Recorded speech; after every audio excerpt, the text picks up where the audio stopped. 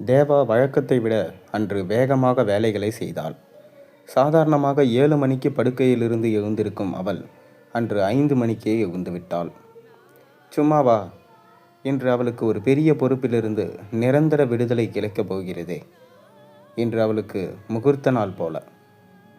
ஒரு வகையாக புருஷனை சம்மதிக்க வைத்து இன்று மாமியாரை முதியோர் இல்லத்தில் சேர்க்க ஏற்பாடாகி பணமும் கட்டியாகிவிட்டது. இனி மாமியாரின் துணியை துவைக்க வேண்டாம். அவருக்காக நேரத்துக்கு சமையல் செய்ய வேண்டிய அவசியம் இல்லை. அவர் குளிக்கும்போது கழிவறை செல்லும் போதும் கவனித்து கொள்ள வேண்டியதும் இல்லை. வேளா வேலைக்கு மருந்து கொடுக்க வேண்டியதில்லை. நினைத்தபோது மாதர் சங்க நிகழ்ச்சிகளில் கலந்து கொள்ளலாம். நினைத்த ஊர்களுக்கு சுற்றுலா போக இனி எந்த தடையும் இல்லை. பையனோடு இனி அமெரிக்கா போகலாம். அங்கேயே அவனுக்கு மச்சினன் மூலம் வேலை ஏற்பாடு செய்யலாம். ஏன், அவள் கூட இனி வேலைக்கு போகலாம். கை நிறைய சம்பாதித்து இன்னும் பெரிய கார் வாங்க வேண்டும். இதை காலனியிலேயே சிறிய கார் இவர்களுடையது தான். இதனால் தன் கணவரை யாரும் அவ்வளவாக மதிப்பதில்லை என்று அவளுக்கு ஒரு எண்ணம் உண்டு. படுக்கை அறைக்கு வந்த ரகுவை எழுப்பினாள். ஏன்னா, எழுந்திரிங்கோ, இன்னைக்கு அம்மாவை ஹோமில் சேர்க்க வேண்டாமா? அந்த பிரஞ்சையே இல்லாமல் இப்படி தூங்கிட்டு இருந்தா என்ன அர்த்தம்? ரகு திரும்பி பார்த்தான். அவன் கண்கள் வீங்கி இருந்தது. நான் எங்கடி தூங்கினேன், தூக்கமே வரல நேக்கு. ராத்திரி பூரா அம்மா நினைப்பு தான். பாவம், 85 வருஷமாக எங்களை ஆளாக்க எத்தனை கஷ்டப்பட்டிருப்பா தெரியுமா? எத்தனை வருஷமும் யாருக்காகவோ தொந்தரவு தராமல் அந்த பட்டிக்காட்டிலேயே நம் பூர்வீக வீட்டிலேயே தனியாக தான் வாழ்ந்திருந்திருக்கா. இப்போ தானே 3 வருஷமாக வேலை செய்ய முடியாமல் நம்மளை அண்டி புழைக்கிறா அவ. பாவம், தான் சாப்பிட்டாலோ இல்லையோ எங்களுக்கு மட்டும் வயிறார சாப்பாடு போடுவா. நிரந்தரமில்லாத வருமானம் அப்பாவுக்கு. அவர் கொண்டு வரதை வச்சு எப்படியோ எங்கள் எல்லாரையும் கரையேற்றினா அம்மா. தம்பி இன்னைக்கு அமெரிக்காவில் போய் செட்டில் ஆயிருக்கானா. அவனை படிக்க வைக்க என்ன கஷ்டப்பட்டிருப்பா தெரியுமா? பூச்சி போல இருக்கிற அவளை ஹோமில் கொண்டு போய் சேர்க்க கஷ்டமாக இருக்கு வேதா. நாம் இந்த பிளானை ட்ராப் பண்ணிட்டா என்ன? இங்கே பாருங்கோ, முன் வச்ச காலை பின் வைக்கக்கூடாது. எல்லாமே எல்லாரோட நன்மைக்காகவும் தானே. நாம் என்ன இப்போ அம்மாவை நடுத்தெருவிலையாக விட போகிறோம்? ஒரு டீசெண்டான ஹோமில் தானே சேர்க்க போகிறோம். நம்மளை விட அவங்க ரொம்ப நல்லா பார்த்துப்பாங்க. வேளா வேலைக்கு சத்தான சாப்பாடு, பேசி பழக இவாளை போலவே வயசான பெரியவா, ரெகுலராக செக்கப் பண்ண டாக்டர்ஸ், உதவி செய்ய ஆயாக்கள், இப்படி அம்மாவுக்கு எந்த குறையும் இருக்காதுங்க. அங்கே எல்லாம் சரி வேதா. ஆனால் சொந்த பிள்ளை வீட்டில் இருக்கிறது எப்படி, ஹோமில் இருக்கிறது எப்படி? நமக்காகவே உழைச்சி தேஞ்சு போன அம்மாவுக்கு நம்ம வீட்டில் இருக்க ஒரு 6 அடி இடம் கூட இல்லைனா அது அசிங்கம் இல்லையா? ஊர் உலகம் என்ன பேசும் சொல்லு. அம்மாவை அங்கே விட்டுட்டு நம்மளால் இங்கே வக்கனையாக திங்க முடியுமா? என்னை ஏன் இப்படி பாவம் பண்ண வைக்கிற? ஊர் உலகமாக நமக்கு வந்து உதவி செய்ய போகிறது? அக்கம் பக்கத்தில் கொலை விழுந்தா கூட தெரியாமல் சிட்டியில் நாம் இருக்கோம். நம்மளை பற்றி தான் பேசின்ட்டு இருக்கலாக்கும். இதை பாருங்க, நான் தெளிவாக சொல்லிட்டேன். 3 வருஷமாக நாம் வச்சுண்டாச்சு. இந்த 3 வருஷமும் இந்த வீட்டில் அடைஞ்சு கிடக்கேன். ஒரு இடத்துக்கும் போக முடியல. என்னோடய கிளப் வேலைகளை கூட கவனிக்க முடியல. நம்ம பையன் படுக்க இடமில்லை. அவன் ரூமில் தான் அம்மாவை வச்சுருக்கோம். அம்மாவுக்கும் ஆயுசு நீண்டுகிட்டே போகிறது. இப்போதைக்கு போகிற கட்டை இல்லை இது. உங்கள் தம்பி புதுசாக கல்யாணமாகி அமெரிக்காவில் வசதியாக தானே இருக்கான். வேணும்னா அம்மாவை அங்கேயே கூட்டுண்டு போய் வச்சுக்கலாம்னு சொல்ல வேண்டியது தானே. எனக்கு மட்டும் தலையொகுத்தா என்ன? இதை பாருங்க, இப்போதைக்கு அம்மா ஹோமில் இருக்கட்டும், மற்றதை அப்புறம் பார்த்துக்கலாம். அதுக்குள்ளே நாமளும் ஒரு 6 மாதம் அமெரிக்கா போயிட்டு வந்துடலாம்.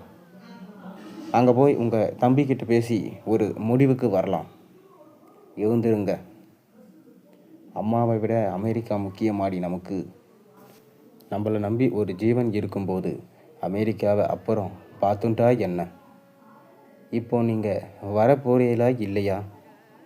அங்கே போனால் நம்ம பையனுக்கும் வேலைக்கு ஏற்பாடு பண்ணுறதா உங்கள் தம்பி சொல்லியிருக்கான். போய் எல்லாத்தையும் முடிச்சுட்டு வந்துடலாமே. நம்ம பையனோட வேலை தான் முக்கியம்னா இப்போதைக்கு அவன் மட்டும் அமெரிக்கா போகட்டுமே. நாம் அப்புறமா போய்க்கிறது. எனக்கு என்னவோ இது சரியாக படலை. ஓகே, அப்போ நீங்கள் மட்டும் இங்கேயே அம்மாவை கட்டுண்டு அழுங்கோ. நானும் பையனும் போகிறோம். நான் எப்படி அம்மாவை தனியாக வச்சுக்கிறது? வேலைக்கு போக வேண்டாமா? அப்போ அம்மாவில் ஓமில் சேர்க்கறது தான் பெஸ்ட்டு சாய்ஸ். எழுந்துருங்கோ. ரகு செய்வதற்கறியாமல் குழப்பத்துடனே எழுந்தான். அடுத்த அறையில் தனது படுக்கையிலிருந்து ரகுவும் வேதாவும் பேசிக்கொண்டிருந்த எல்லாத்தையும் கேட்டுக்கொண்டிருந்த கற்பகத்துக்கு மனசு வலிச்சது. அம்மா தூங்கி கொண்டிருப்பாள் என்று நினைத்து அவர்கள் பேசியது இரவு பூராவும் தூங்காமல் புரண்டு கொண்டிருந்த கற்பகத்திற்கு தெளிவாகவே கேட்டது.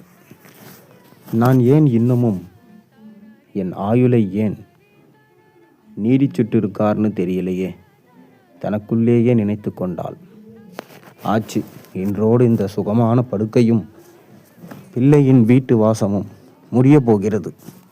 ஏதோ நம் கண்முன்னே பிள்ளையும் அவன் குடும்பமும் நன்றாக வாழ்ந்து கொண்டிருந்ததை இத்தனை நாளாக கண்குளிர பார்த்து கொண்டிருந்தோம்.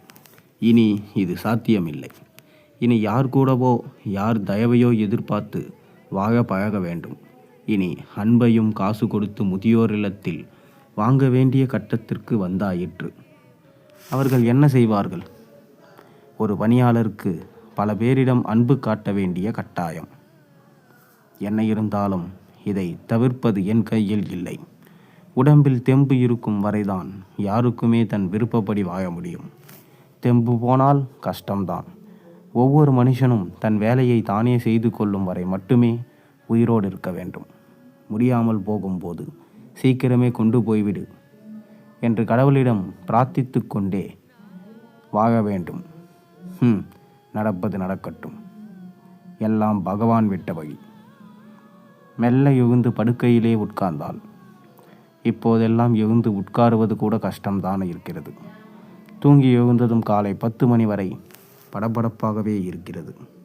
அதுவும் இன்று முதியோர் இல்லத்துக்கு போக வேண்டும் என்றபோது ராத்திரி பூராவும் தூக்கமே இல்லாமல் தன் நீளும் ஆயுளை நினைத்து நொந்து கொண்டு படுத்திருந்தாள்.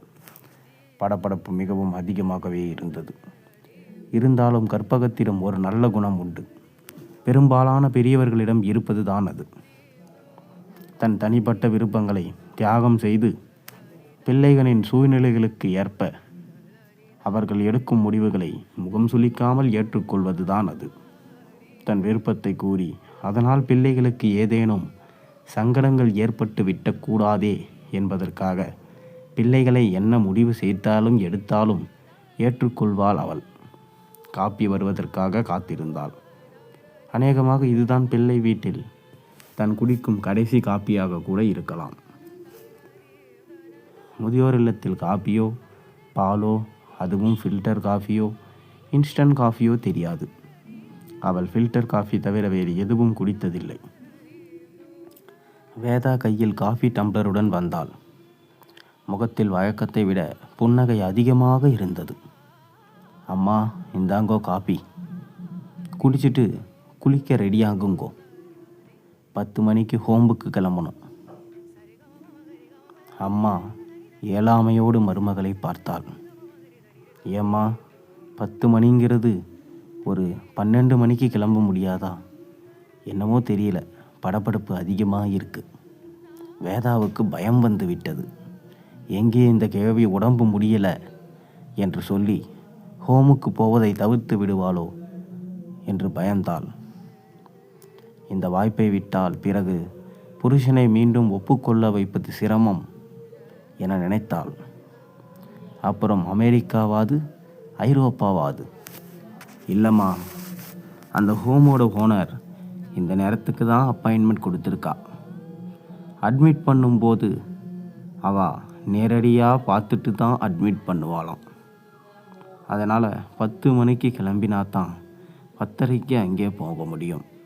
நான் ஹெல்ப் பண்ணுறேன், மெதுவாக குளிச்சுட்டு கிளம்பலாம் அம்மா எச்சிலை வீங்கிக் கொண்டு சொன்னாள். சரிம்மா, அப்படியே ஆகட்டும். அம்மாவுக்கு நெஞ்சு அடைத்தது. சிந்தனைகளும் பலவாறாக ஓடியது. இந்த வீட்டில் நான் சாகும் வரை இருக்க எனக்கு தகுதி இல்லையா? 88 வயசாகியும் இன்னும் வாழ்வது என் குற்றமா? எவ்வளவு பெரிய உலகத்தில் இவ்வளவு விபரமறிந்த மனிதர்கள் இடையில் வாழ சிறப்பு தகுதி ஏதும் வேண்டுமா? முழு ஆரோக்கியத்துடன் 2 பிள்ளைகளை பெற்று கடுமையான பணம் போய் அவர்களை காசுக்காகவும் சாப்பாட்டுக்காகவும் நிற்க விடாமல் இப்படி புரட்டி அப்படி புரட்டி ஏதேதோ செய்து சமாளித்து படிக்க வைத்து 4 பேர் பாராட்டும் விதமாக குடும்பத்தை ஆளாக்கிய பிறகும் கடைசி காலத்தில் பிள்ளைகளுடன் காலம் தள்ளும் பாக்கியம் எனக்கு கிடைக்கவில்லையே. என் கணவர் பென்ஷன் கிடைக்காத வேலை செய்ததும், நான் வேலைக்கு போகாத குடும்பத் தலைவியாக வீட்டை திறமையாக கவனித்ததும் எங்கள் தவறா? ஒருவேளை எனக்கு மாதம் 10,000மோ 15,000மோ பென்ஷன் வந்திருந்தால் நான் முதியோர் இல்லத்துக்கு போக தேவையில்லாமல் போயிருந்திருக்குமே. வருமானமோ சொத்தோ இல்லை என்றால் வயசான காலத்தில் காலம் தள்ள முடியாதா? சரி, வயசானா என்ன, அமெரிக்காவுக்கு கூட்டுட்டு போகக்கூடாதுன்னு ஏதாவது இருக்கா? பெரிய பெரிய அரசியல் தலைவரெல்லாம் வயசான காலத்திலையும் உலகம் பூரா சுற்றுறாளே. சரி, அதெல்லாம் இருக்கப்பட்ட விஷயம். நான் ஒரு ஆதாயமில்லாத கிழம்தானே. பாவம், ரகுதான் என்ன பண்ணுவான்? என்னை கவனிப்பானா? இல்லை, அவன் குடும்பத்தை கவனிப்பானா? எல்லாம் விதிப்படி நடக்கட்டும். பகவான் விட்ட வகை. அம்மா ஏழாமையினுடனே மருமகள் தந்த காப்பியை உறிஞ்சினாள். ஏனோ அது இன்று இறங்காமல் தொண்டையை அடைத்தது. ஒரு வழியாக குடித்துவிட்டு படுக்கையிலிருந்து எழுந்து குளித்தாள். வெளியே வந்து நெற்றியில் சின்னதாக விபூதியை இட்டு கொண்டாள். அதுதான் அவளது தினசரி வழக்கம். எப்போதும் நெற்றியில் திருநீருடன் இருப்பது அவளின் வழக்கம். இத்தனை வயதிலும் சுத்தமாக இருப்பதால் ரொம்பவே கவனமாக இருப்பாள். ரகு வந்து அம்மா அருகில் நின்றான். அவனுக்கு எதுவும் சொல்ல வாய் வரவில்லை. அமைதியாக அம்மாவின் தலைமுடியை கோதிவிட்டான். அவன் கண்களில் கண்ணீர் வழிந்தது. அம்மா, ஏதோ நினச்சிக்காத, கொஞ்ச நாள் தான், திரும்பவும் கூட்டிட்டு வந்துடலாம். கவலைப்படாமல் தைரியமாக இரு. உனக்கு தெரியாதது எதுவும் இல்லை. இப்போ அவசியமாக நந்துவோட வேலை விஷயமா அமெரிக்கா போக வேண்டியிருக்கு. வந்ததும் ரகு தயங்கி தயங்கி கூறிய போது அம்மா அவன் வாயை பொத்தினான். அதெல்லாம் இல்லடா ரகு, விதிப்படி எல்லாம் நடக்கும். உங்கள் வேலைகளை எல்லாம் நல்லபடியாக முடிங்கோ. அப்பா நினைப்போடவும் பகவானோட நாமத்தை சொல்லிண்டும் நான் எங்கே வேணாலும் இருந்துப்பேன். கார் வந்துடுத்துமா, வா, மெதுவாக போகலாம். உன் குச்சியை நல்லா பிடிச்சுன்ட்டு நட. காரில் ஏறிய போது தான் 3 வருடம் மீண்டும் திரும்பி பார்த்து கொண்டாள். சூழ்நிலை தெரிந்தது போல் உயர்ந்த இடத்தில் இருக்கும்போது உலகம் உன்னை மதிக்கும். உன் நிலைமை கொஞ்சம் இறங்கி வந்தால் உன் நிகழும் கூட மிதிக்கும் என்ற கண்ணதாசன் பாடல் காரில் இருந்த FM ரேடியோவில் ஒலித்தது. அடுத்த 30 நிமிடத்தில் வந்துவிட்டது கார். அந்த முதியோர் இல்லம் முழுவதும் எங்கே பார்த்தாலும் வயதானவர்கள். இங்கேயும் அங்கேயுமாய் குச்சியுடன் நடந்து கொண்டிருந்ததை கற்பகம் பார்த்தாள். ஒவ்வொருவருக்கும் பின்னால் என்னென்ன கதைகளோ. அதையெல்லாம் கேட்டுக்கொண்டே காலத்தை ஓட்ட வேண்டியதுதான். அங்கேயே சின்னதாய் ஒரு பிள்ளையார் கோவிலும் இருந்தது. மானசீகமாய் வணங்கி கொண்டாள். சேர்க்கை நடைமுறைகள் முடிந்ததும் அம்மாவை ஒரு அறைக்கு அழைத்து சென்றார்கள். அந்த அறையில் அம்மாவுடன் தங்க மேலும் 2 வயதான பெண்கள் இருந்தனர். அம்மாவின் துணிமணிகளை வைத்து கொள்ள ஒரு பீரோவும் இருந்தது. 4 அறைக்கு ஒருவர் என பெண் ஊழியர்கள் இருந்தார்கள். தினமும் குளிப்பாட்டி விடவும் சாப்பாடு எடுத்து வரவும் நியமிக்கப்பட்டிருந்தவர்கள் அவர்கள். அம்மா அவளுக்காக அளிக்கப்பட்ட படுக்கையில் அமர்ந்தாள். படபடப்பு மேலும் அதிகமாகவே இருந்தது. ரகுவும் வேதாவும் சிறிது நேரம் ரொம்பவே பாசமாக பேசிவிட்டு விடைபெற்றார்கள். ரகுவின் கண்கள் வீங்கியிருந்ததையும் அழப்போகிறேன் என்று கூறுவது போல உதறில் லேசாக பிதுங்கி கொண்டிருந்ததையும் அம்மா கவனித்தாள். 2 பேரும் நிம்மதியாக போய் உங்கள் வேலையை கவனிங்கோ. இங்கே தான் எனக்கு நிறைய துணை இருக்காங்களே. அமெரிக்கா போனால் சுந்தர அம்மா ரொம்ப விசாரிச்சேன்னு சொல்லுங்கோ. எல்லோருக்கும் என் ஆசீர்வாதம். அம்மா அப்படியே மெல்ல கட்டிலில் சாய்ந்து கொண்டு அவள் தன் கண்களை மூடிக்கொண்டாள். வீடு திரும்பியதும் ரகு அம்மா இருந்த அறைக்கு போய் பார்த்தான். சூனியமாக தோன்றியது அவனுக்கு. அவன் மனதை குற்ற உணர்வு பிடுங்கி தின்றது. அமெரிக்காவும் நம் பிள்ளை நந்து மட்டும் போனால் போகாதா? அம்மாவை முதியோர் இல்லத்தில் விட்டுவிட்டு எல்லாரும் போய்த்தான் ஆக வேண்டுமா? இவளுக்கு ஏன் இந்த பிடிவாதம்? நான் அமெரிக்காவிலும் அம்மா முதியோர் இல்லத்திலும் இருப்பதா? பெற்றவர் பாதிக்கப்படாமல் உருப்படுவதற்கு இந்த உலகில் வழிகள் இல்லையா? பெற்றவரை முதியோர் இல்லத்துக்கு அனுப்பிவிட்டு சம்பாதிப்பதில் அப்படி என்ன பெருமை வேண்டி கிடக்கிறது? அப்படி செய்பவர்களையும் கூட வசதியை வைத்து சமர்ந்து என்று இந்த விவஸ்தை கெட்ட உலகம் கொண்டாடுகிறதே. பகவானே, என்ன போலித்தனமான வாழ்க்கை வேண்டி கிடக்கிறது. கல்யாணம் ஆகிவிட்டால் தன்னிச்சையாக முடிவெடுக்கும் உரிமையை விட்டு கொடுத்துதான் ஆக வேண்டுமா? தன் மனைவி தன் பிள்ளைக்காக மட்டுமே வாழ்வதுதான் குடும்ப வாழ்க்கையா? பெற்றோரும் உடன் பிறந்தாரும் சுமைதானா? சிந்தனையை கலைத்தான். என்னடி வாளி தண்ணியோடு வந்திருக்க? ரூம் எல்லாம் கழுவி விட வேண்டாமா? முதல்ல இந்த படுக்கையை வாஷிங் மிஷினில் போட்டு துவைக்கணும். அம்மா சில சமயம் படுக்கையிலே யூரின் போயிருக்கா. இந்த ரூமையும் படுக்கையையும் சுத்தம் பண்ணி நம்ம பையனுக்கு கொடுக்கணும். அவன் பாவம் தினமும் பால்கனியில் தூங்குறான். அது அட்லீஸ்ட் நாளைக்காவது செய்யலாம் இல்லையா? அம்மா ஹோமுக்கு போய் 2 நாழி கூட ஆகலை. அதுக்குள்ளே யாராவது இப்படி சுத்தம் செய்வாளா? சும்மா இருங்கோ. இப்போ சுத்தம் பண்ணினால்தான் ராத்திரிக்கு காஞ்சிருக்கும். வேதாவிடம் விறுவிறுப்பு அதிகமாகவே இருந்தது. மாமியார் இல்லாத குற்ற உணர்வே இல்லை அவளிடம். தன் பிள்ளைகளுக்கு படுக்கையை சரி செய்ய வேண்டும் என்பதிலேயே குறியாக இருந்தாள். விரைவில் அமெரிக்கா போகிற பிள்ளை கடைசி காலத்தில் தங்களை வைத்து கொள்ளாமல் போய்விட்டால் அதனால் அவனுக்காக விகுந்து வசதிகள் செய்தாள் அவள். அதனாலேயே பிள்ளைகளை மட்டும் அனுப்பாமல் அவளும் அமெரிக்கா புறப்படுகிறாள். வேதா மாலையில் சூடான வெங்காய பஜ்ஜி செய்திருந்தாள். அம்மாவுக்கு மிகவும் பிடித்தது இது. ரகுவுக்கு ஒரு பஜ்ஜி கூட வாய்க்கு கீழே இறங்கவில்லை. பாவம் அம்மா, இதை இவள் நேற்றே செய்திருக்க கூடாதா? தனக்கு சுதந்திரம் கிடைத்ததை கொண்டாடுவதற்காக சந்தோஷமான மனநிலையில் இன்று செய்திருக்கிறாள். இது ரகு எதுவும் சாப்பிட பிடிக்கவில்லை. பால்கனியில் நின்று சாலையில் இங்கும் அங்கும் எதையோ சாதிக்க வேண்டும் என்று ஓடிக்கொண்டிருக்கும் மக்களை பார்த்தபோது அவனுக்கு அயற்சியாக இருந்தது. இந்த கலிகாலத்தில் மனிதர்களின் உணர்வுகளை விட பொருள் சேர்க்கும் அவசியமும் அவசரமும் பிரதானமாக போய்விட்டது.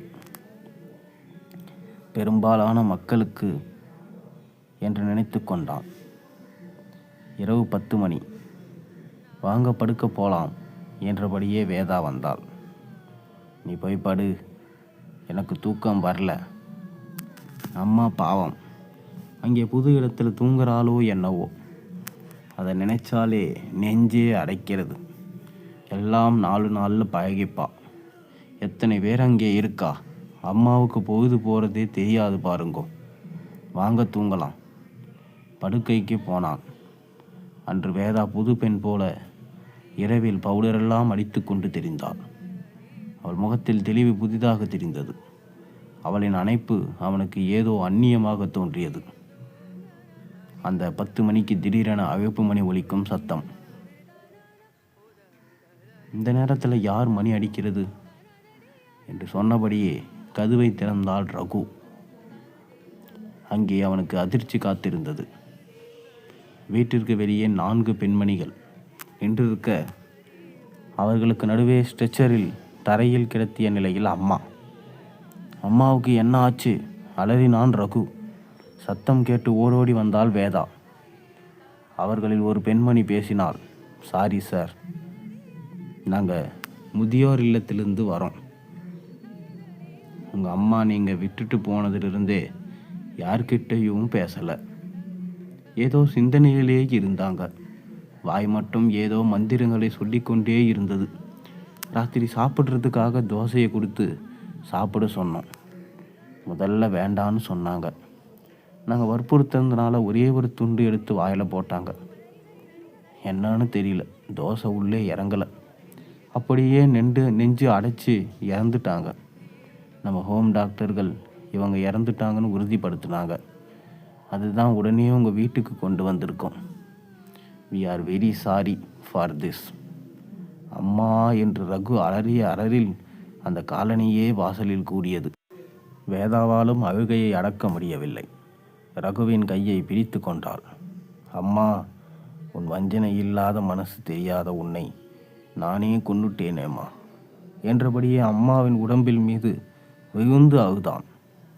அம்மாவின் உடல் உள்ளே கொண்டு வரப்பட்டது. கழுவி சுத்தமாயிருந்த அவளின் அறையில் அவள் ஏற்கனவே படுத்திருந்த அதே கட்டிலில் உடல் வைக்கப்பட்டது. கிடக்கும் அம்மாவின் முகத்தில் அசாத்திய அமைதி, நிரந்தர அமைதி. 88 ஆண்டுகளாக குடும்பமே கோவில், பிள்ளைகளே உலகம் என்று உயர்த்து தேர்ந்திருந்த அந்த ஜீவனுக்கு தன் கடைசி மூச்சை பிள்ளையின் வீட்டில் விடுவதற்கு வாய்ப்பில்லாமல் போனது. அம்மாவின் முகத்தில் ஏதோ ஒரு நிறைவேறாத ஏக்கம் தெரிவதை ரகுவால் உணர முடிந்தது. வயதானவர்கள் குழந்தைகள் மாதிரி. அவர்களுக்கு காசு பணம் முக்கியமில்லை. பிள்ளைகளிடமிருந்து வரும் அன்பான வார்த்தைகளும், பிள்ளைகளோடு அமைதியாக வாழும் வாய்ப்பும், கனிவோடு தரப்பும், சிறிதளவு உணவும் மட்டும் போதும். அவர்களுக்கு எதுவுமே செய்ய முடியாத இயலாமையிலே அம்மா வீட்டிலிருந்து முதியோர் இல்லத்துக்கு கிளம்பியிருக்க வேண்டும் என்று தோன்றியது ரகுவுக்கு. பிள்ளைகள் மேல் எந்த அளவு நம்பிக்கையும் பாசமும் இருந்திருந்தால் கொண்டுவிட்ட 8 மணி நேரத்திலே அம்மா நெஞ்சு அடைத்து உயிரை விட்டு இருக்க வேண்டும்.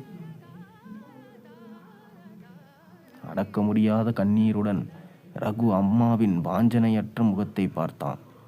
இனிமே என்னால் யாருக்கும் எந்த சங்கடங்களும் இருக்காதுப்பா. அவாவா என்னென்ன பிளான் வச்சிருக்கீங்களோ அதுபடி நிம்மதியாக இனிமே செய்யலாம் என்று ரகுவுக்கு சொல்வது போல் இருந்தது அம்மாவின் முகம். மாமியாரின் முகத்தை பார்த்தபோது வேதாவுக்கும் ஏனோ குற்ற உணர்வு நெஞ்சை அடைத்தது. நாளைக்கு என் உடம்பை தகனம் செஞ்சதும் ஒரேடியாக வீட்டை கழுவிக்கலாம் வேதா. அப்புறம் இந்த ரூம் உன் பிள்ளைகளுக்கு மட்டும்தான். நீயும் நிம்மதியா அமெரிக்கா போகலாம் என்று மாமியார் சொல்வது போல பட்டது வேதாவுக்கு. உங்களுக்கு என்ன இந்த கதையிலிருந்து தெரிஞ்சது? மறக்காம கீழே கமெண்ட்டில் சொல்லுங்கள். நீங்கள் தயவு செஞ்சு இந்த மாரியெல்லாம் யாருக்கும் பண்ணாதீங்க. நாளைக்கு ஒரு நல்ல அருமையான கதையோடு உங்களை சந்திக்கின்றேன். நன்றி, வணக்கம். அதுவரை உங்களுக்கு விடைபெறுகின்றேன். இந்த கதை உங்களுக்கு பிடிச்சிருந்தா மறக்காம உங்கள் நண்பர்களுக்கும் பகிர்ந்து கொள்ளுங்கள். நன்றி, வணக்கம்.